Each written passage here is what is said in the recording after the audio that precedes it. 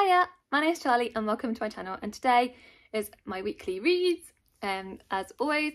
So all the books that I have read since I last spoke to you.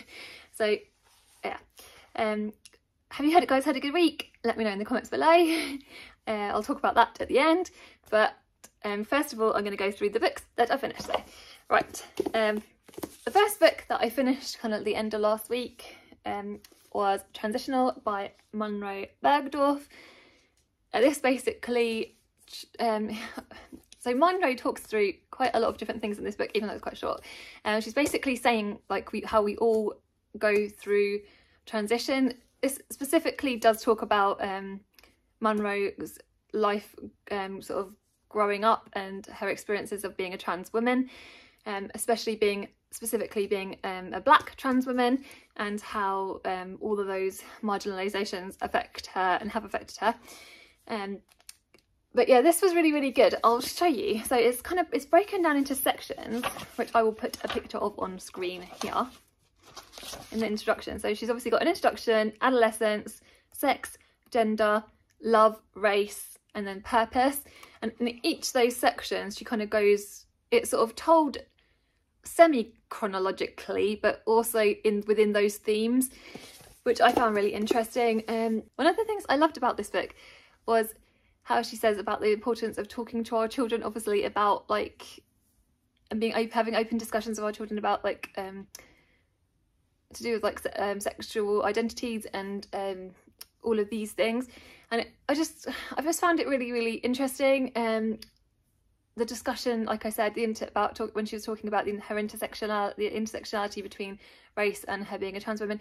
She also said about her experiences of discrimination in the workplace, because she was a model for L'Oreal, and it was a big thing. She was the first trans woman to be a model for L'Oreal, and then like basically there was loads of controversy surrounding some of the things that she then said on Twitter, even though it was blown up out of proportion, etc., because of the fact that she was talking about race, and therefore she was discriminated against.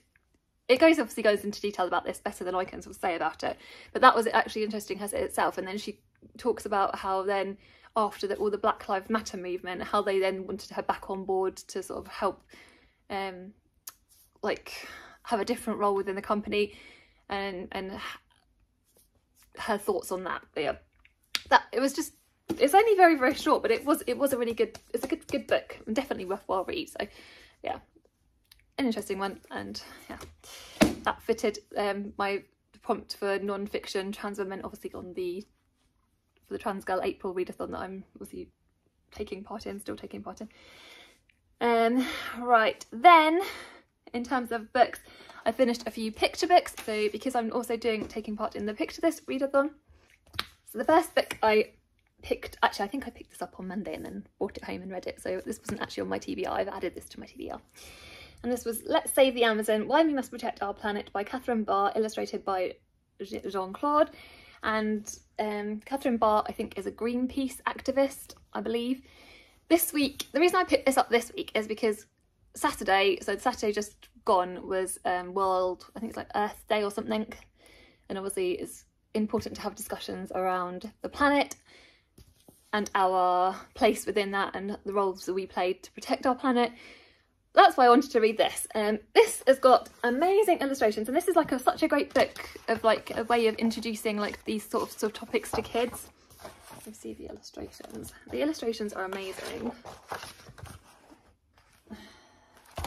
Definitely has made me want to look up Jean-Claude's, see if there's any more picture books by Jean-Claude. Then another one I picked up on Monday was Cyril, the Lonely Cloud, illustrated by created and illustrated by Tom Hopgood. I love these illustrations. The story is really cute. So this is about a little cloud called Cyril, who is lonely because every time he's in the sky, people just look up and they just want him to go away, and it makes him really sad. So he keeps travelling to the next place in hopes that obviously there'll be someone there that would be happy to see him.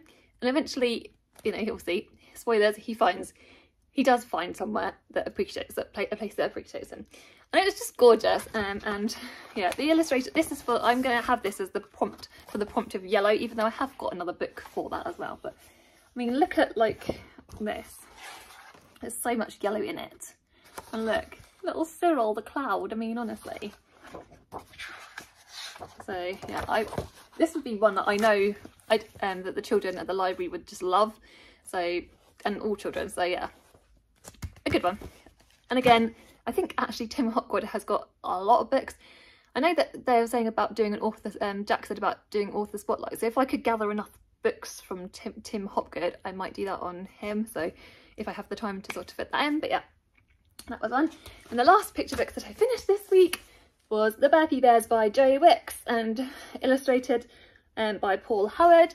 And this is just like, you can see straight away even from the illustrations that looks like Joe Wicks.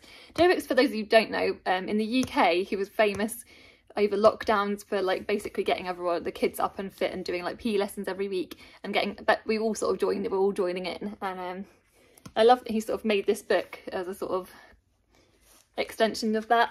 And there's like recipes in the back, so there's exercise routines in the back, little ones for kids that you can do, also grown-ups could do.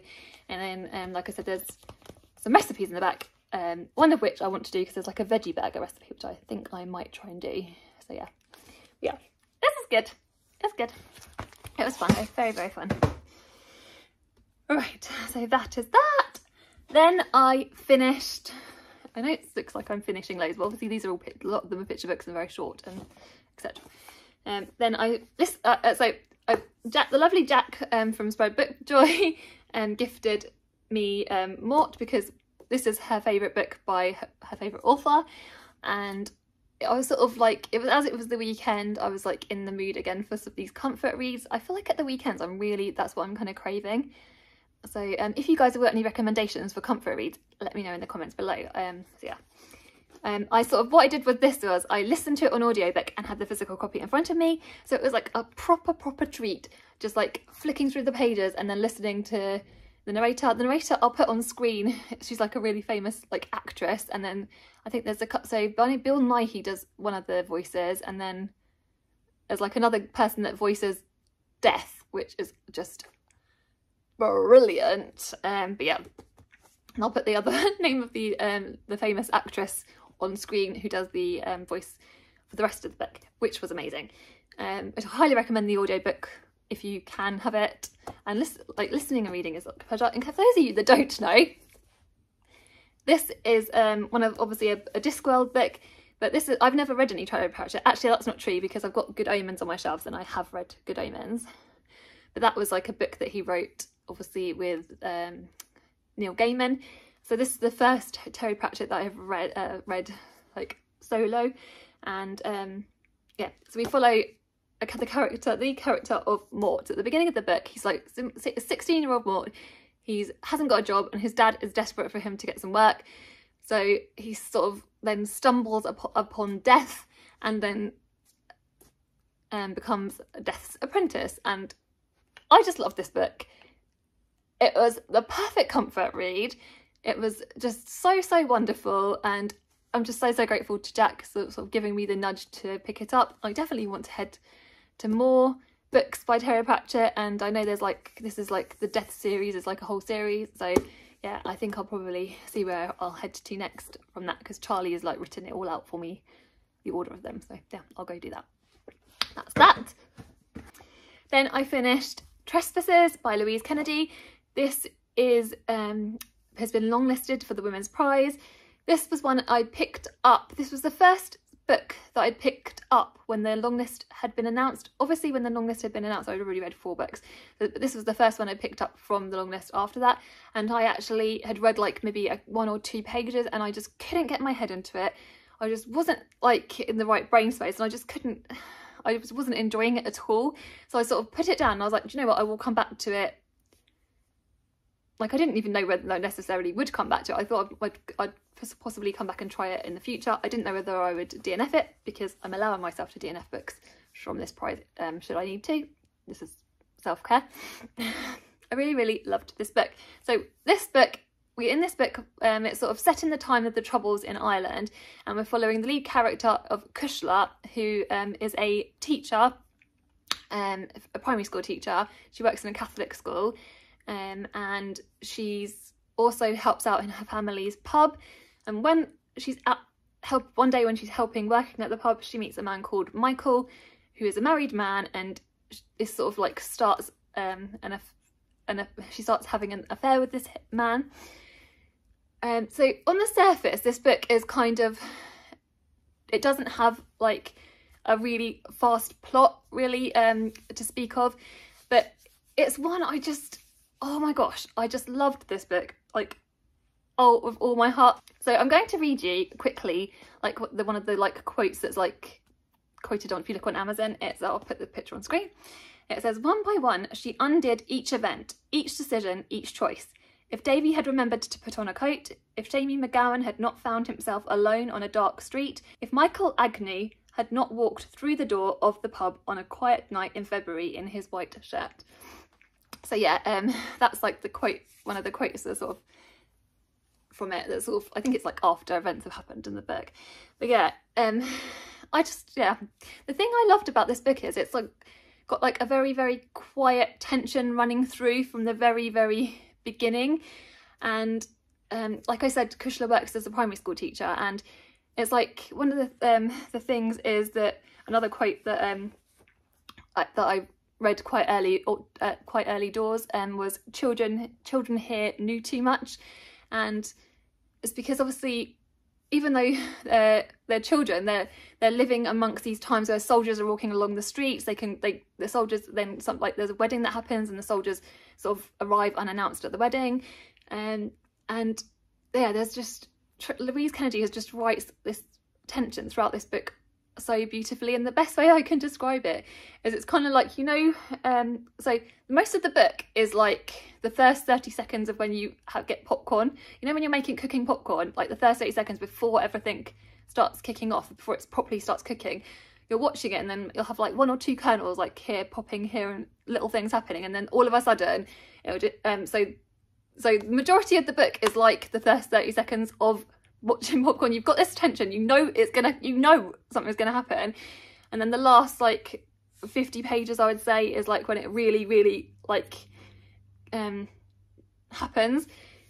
But that didn't matter to me, because the characters in this book are just so wonderful. Like Cushla, even though she's having this affair with this man, and you know it's not healthy for her, you just can't help but feel for her. She's just so well written. There's another little character, obviously who I mentioned on the thing, a little boy called Davy. So Davy's father, at the beginning of the book, something happens to him, and so she therefore starts giving Davy these lifts and back to his house, because I think he lives quite near to her anyway. And he's just such a gorgeous character. And at the beginning of the book, like these children are picking on Davy, and they're not very nice to him for kind of like really rubbish reasons, as children do. And yeah, and there's a bit later on in the book where Davy wins this egg and spoon race, and I was just like, and they were all of the kids are like cheering for him when he's doing this like sports day and he's winning this race, and it's just I just loved it so much. Yeah, I just love this book, and it surprised me, which makes me love it even more. Something that surprises me is always going to make me love it more. So yeah, that's what it is. I'm not actually going to be doing my weekly ratings this week, because I'm going to be doing a video next week. So next Wednesday or Thursday, you'll see a Women's Prize predictions video from me, and also a kind of Women's Prize wish list. So that'll be up Wednesday or Thursday next week. So I'm not going to tell you where it ranked, but obviously you can tell I loved it. So therefore, you know, it's going to be ranked highly. So, right. So after finishing Trespasses, I was like, yes, I've only got one more left to read. I was so happy. I was kind of really high-spirited. And that I picked up Stoneblind by Natalie Haynes. This, so I read like maybe 30 pages, like a few chapters, like 30 to 40 pages. I don't think it was more than 40. It was a few chapters, but like really honestly, this is just not for me, and I'm not in the mood for it. I'm not in the right brain space for it. And I just, yeah, it's just, this was not for me. So I've DNF'd this book, even though this actual copy is absolutely stunning. This is my sister's copy. I think she was sent it by Jen, but yeah. But yeah, even though it's gorgeous, and my sister absolutely loved this book, and I think Alice enjoyed it too, I wasn't in the mood for it. And like I said, I'm not going to force myself to read books just because they're longlisted for a prize. This is not the reason I put it down. Wasn't to do with bad writing. I didn't think the writing was bad. It wasn't like Pod where it kind of annoyed me. Nothing about this. There's nothing wrong with this book. It's just I'm not in the mood for a retelling thing. So if you like Greek retellings, I'm sure you will love it. And I loved Natalie Haynes's previous book, A Thousand Ships. So yeah, this was just so therefore, but yeah. I think you have to practice self-care, and in terms of if you force yourself to read things that you really don't want to, I personally feel like that's not very good, not good for your soul. So yeah, I don't read I'm not trying to win any awards or anything with reading. So yeah, obviously, so that's that. Right, in terms of currently reading, I started reading, because I DNF'd Stoneblind, I headed to An Heir to Murder, because this month in April we are reading An Heir to Murder, and we'll be discussing it in a live show sort of the middle of May. I'm reading this with I'm buddy reading this with the lovely Kelly, one of my lovely subscribers, who I just adore. Love you, Kelly. And yeah, so we're sort of trying to look out, because Charlie's told me that in An Heir to Murder, I've never read An Heir to Murder before. The other books that I read, all the Doris books, that were all rereads, but An Heir to Murder is actually it's the first time I'm reading it. So I say it's by the lovely Charles Heathcote, my lovely friend Charlie. So yeah, obviously it's all screen, so you would have been able to see that anyway. Yeah, and this is basically a murder mystery, and we have Alice. So we're following Alice, who I guess she's with all the mysteries that she gets involved in. I've only just started it, but yeah, I'm so excited to be reading this. So yeah, and you know, obviously Charlie's brilliant. I'll put links in the description where you can buy An Heir to Murder if you want to join in, and all of Charlie's other books, as I always do. So yeah, I'm so excited to be reading it. Right, in terms of other books, oh yeah, as well, I've actually DNF'd, speaking of DNFs, I also DNF'd Shrines of Gaiety by Kate Atkinson. I know someone has said that they wanted to hear my thoughts on it, but this was not a bad book. This is kind of like in the vein of Stoneblind. It's not a bad book at all. It's just that I'm just not in the mood for it, and I feel like after reading the Women's Prize Longlist, I feel like I really need to read by whim, and I just was bored a little bit by it. There's a lot of characters in this book, and it's sort of like set in the time of, where is it? It's sort of the early 1920s, I think, and I just couldn't get into it. The narrator is amazing. He's like a brilliant actor. So there's nothing to do with that. It's just me. Again, it's me. It's not the book, it's me. So I have DNF'd that. It was like two DNFs in one day, and my husband was like, he always takes the mick out of me when I DNF things. He goes, but side note. So anyway, currently reading, like I said, I have also started reading superheroes inspired stories of secrets and strength. This again is for the picture this readathon. I'm actually reading it from the back forward, which is a stupid thing to do. I don't know why I started doing that, but I started reading the ones at the back, and then I'm actually starting to... Does anyone ever do that? Do you ever do that? I don't know. I'm probably such a weirdo, but it's because they're all pictures. And yeah, of these like inspirational like people. So yeah, this is like... This was for the prompt of inspiration, I think.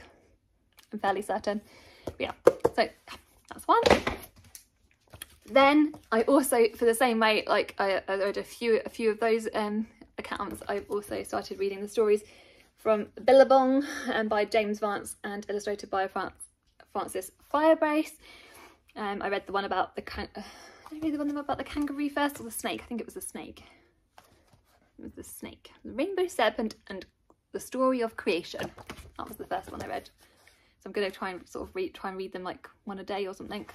That's the plan. We'll see. So yeah, those are all the books that I'm currently reading. I have also picked up I'm a Bat by Morag Hood for the pick to this readathon. Morag Hood was mentioned by Jack again from Spread in her latest video, I think, and she was talking about this. There's a book called Steve's that she said about, which I have requested for the kids at the library because I think they will love it. I was going to try and read this one today, but I ended up getting distracted by another book and reading something else. But yeah, I'm excited to read this, and the illustrations again, it's like such a colourful book and it looks so much fun, and I do genuinely think that the children will love this, like honestly. So yeah, that's that. Also in the post, so like I'll talk you through like obviously my little treat to myself. I picked up Demon Copperhead by Barbara Kingsolver. I have obviously read this. I listened to this on audiobook from Scribd, but I wanted to have a physical copy so that like I can reread it, because I've was always planning on rereading this. I think because when I listened to this the first time, I think it was like I was very early doors out of COVID, and my brain really wasn't like, I can't remember a whole lot of it. I do remember it, and I remember sections of it, and it is very vivid in my mind. It's not like a forgettable book, I don't mean that, but I really do want the chance to reread it. So yeah, that's why I treated myself, and I just love like this cover. And I heard as well, this is what the reason I did it as well is because I was originally going to wait for and get this book in paperback, but if you guys went to the plod along, you will know that there's the paperback cover has been released, and it obviously I'll put it on screen, and it just looks gross. I do not like this cover. And compared to this, compared to this, I mean, honestly, I had to pick this up. I need this copy. I'm disappointed that they tried to publish this disgusting cover as opposed to that. Anyway. Right. Obviously, life is back to normal again. People, this week, I'm back in the library. The children are back at school. So that's that. I am actually going to Healing Island tomorrow, so which I'm very excited for, and going to see my lovely friends. So I will put some footage in after this.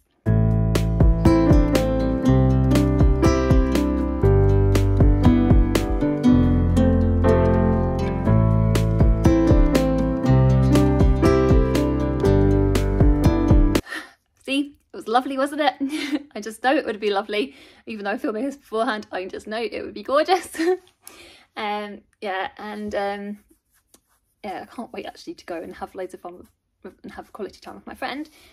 Yeah, and then obviously it's the weekend, and at this, as you watch this afternoon, 2 p.m, we've got Camilla from Hasty Books, and that's over on Gem's channel. Again, I will link that in the description. I hope that we can chat to lots of you guys and just have our usual fun that we always do. Let me know what you guys have been reading. Let me know what you guys have been up to. Take care, and send you guys lots of love.